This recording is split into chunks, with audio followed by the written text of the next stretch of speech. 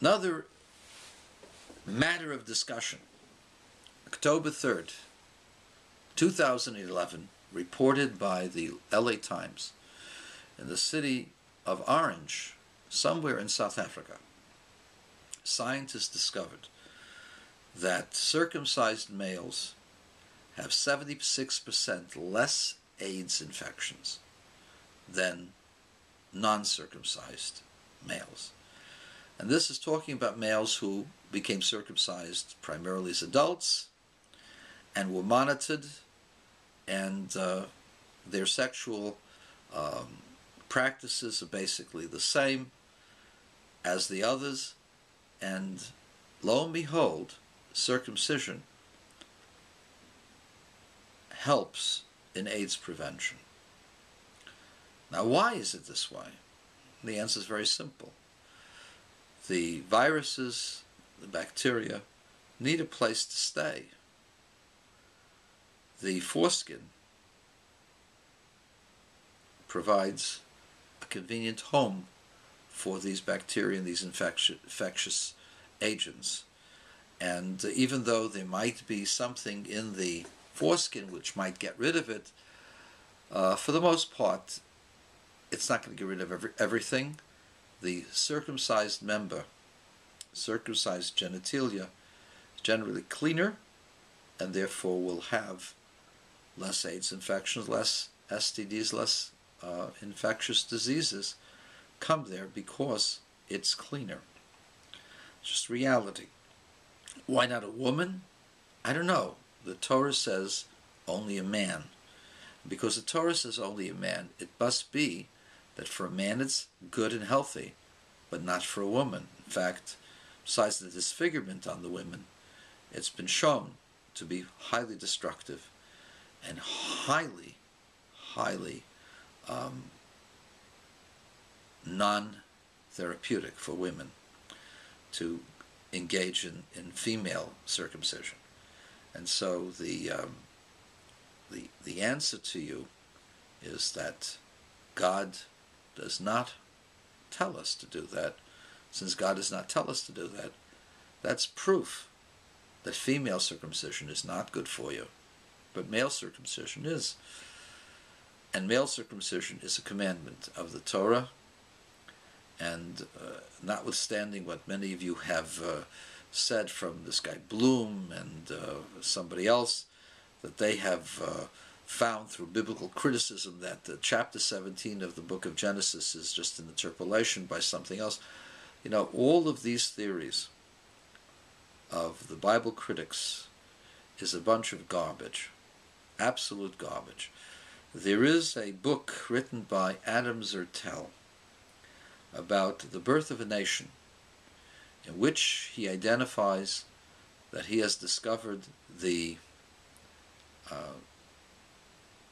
altar of Joshua and Moses on Mount Ebal.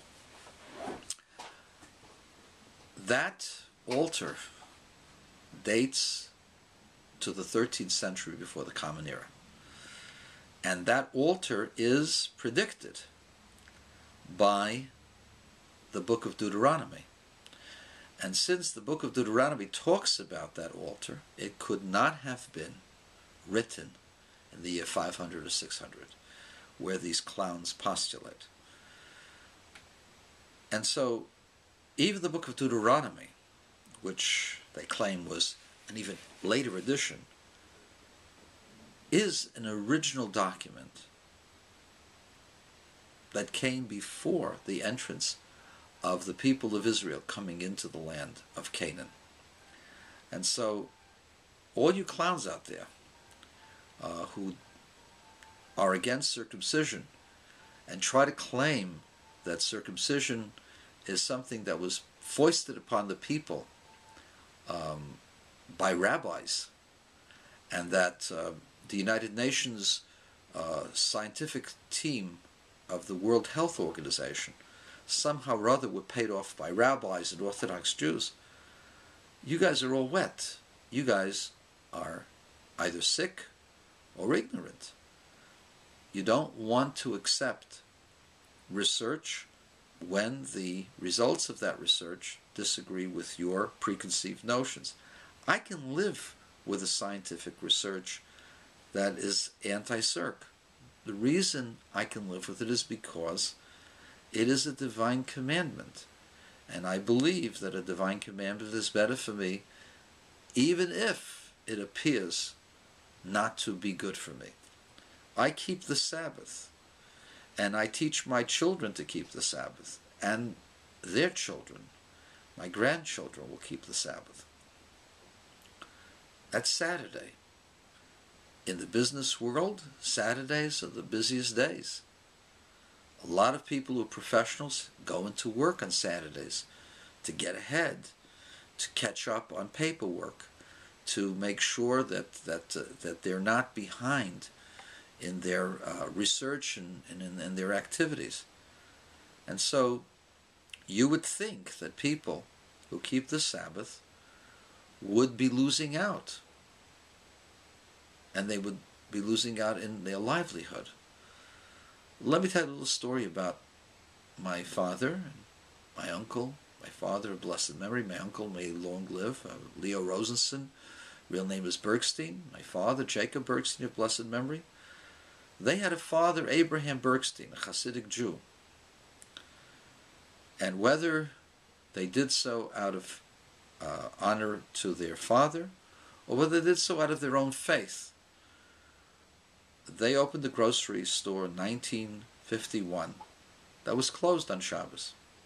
They would open on Saturday night. There were other grocery stores on the same area, in Crown Heights, around President Street in Troy. They were open on Shabbos. My father, my uncle's store was closed. They were always busy. In fact, after 4 or 5 years, they sold that store, opened up a bigger store on Lenox Road near Albany. And that store was a small supermarket. It was one of the most successful supermarkets in Brooklyn. Remarkably, that store was closed on Shabbos. And so, I'm not going to say that they were saints. I'm not going to say there weren't inconsistencies.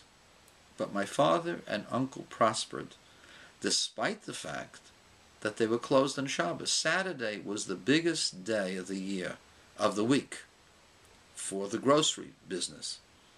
And in fact, you weren't allowed open on Sundays. Our store was in a mixed neighborhood. Half of the neighborhood were Italian Catholics.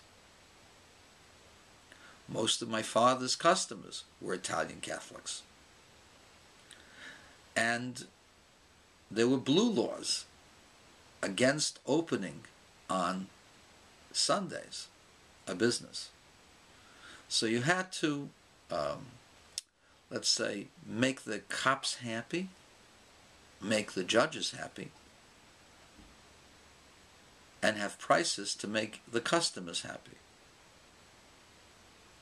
And despite the fact that you had to pay off the cops and maybe some judges to allow you to work on Sundays, and despite the fact that the priest would tell his flock not to go to that Jew that's open and desecrating the holy day of Sunday, the Sabbath,